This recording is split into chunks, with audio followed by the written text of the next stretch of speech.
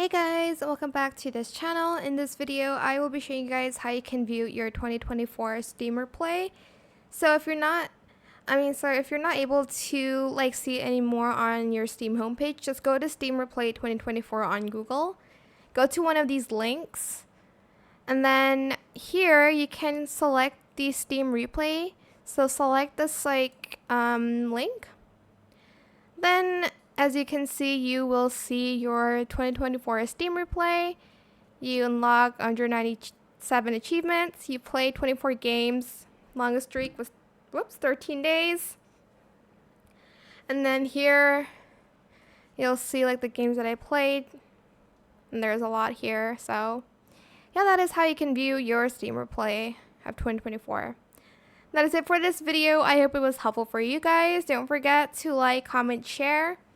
Also subscribe to this channel if you haven't done that already. If you have any more questions about this video, just leave it in the comment section down below.